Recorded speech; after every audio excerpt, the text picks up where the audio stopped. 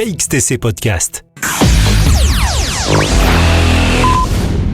En novembre 2022 est sorti ce nouveau livre, Clarisse, paru aux éditions des Presses du Midi.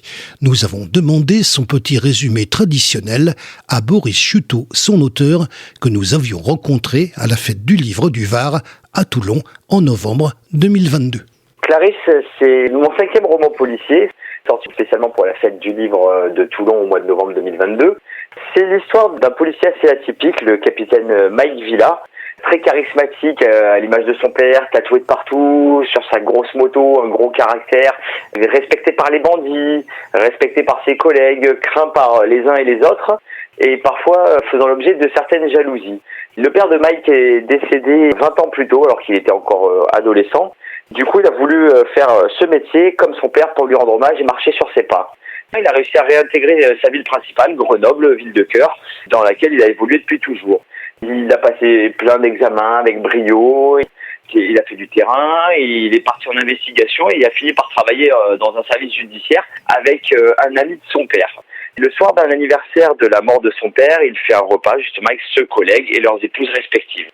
Sauf qu'il boit plus que de raison et à la fin du repas, il part faire une virée sur sa moto pour se changer les esprits, venir sur les lieux de l'accident de son père.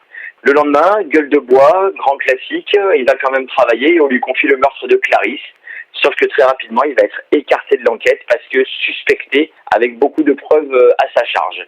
Malheureusement, il veut prouver son innocence, il se sait innocent, mais il n'a aucun moyen de le prouver. Il va donc faire une contre-enquête, ce qui est totalement interdit. Durant ces événements, il va réveiller les fantômes du passé, faire ressortir des petits démons qui ont été enfermés et enfouis pendant 20 ans. Les faits, j'ai décidé de les faire se passer sur Grenoble, qui est une ville dans laquelle je n'ai jamais vécu, mais dans laquelle j'ai eu la chance de partager certains bons moments dans ma jeunesse. Et j'ai décidé de faire ce roman en plein cœur de cette cité iséroise.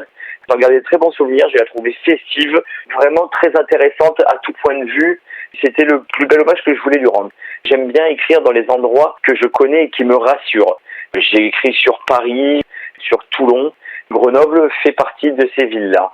Très à fleur de peau, très brute de décoffrage, qui a la chance depuis toujours d'être marié à sa femme qui le soutient, qui le supporte, ce qui n'est pas forcément évident. Il a perdu sa mère à sa naissance, donc il s'en veut.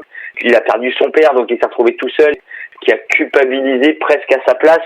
Elle a sacrifié sa vie et sa carrière pour lui et pour leur fille, Marianne, dans l'ombre éternelle de Mike, qui aura finalement un rôle assez important. C'est la femme d'eux. Moi-même étant policier, être femme de policier, c'est jamais facile. C'est même très compliqué dans la mesure où, dans la profession, on est toujours confronté à la noirceur de l'être humain et elles sont là pour faire la balance avec cette partie néfaste de la vie et qui essaye de nous rapporter de la chaleur, du réconfort. Marianne, dans ce livre, a ce rôle-là. Elle va passer un peu par toutes les phases entre le soutien, l'abnégation et parfois la résilience de vivre avec cette tête brûlée. KXTC Podcast.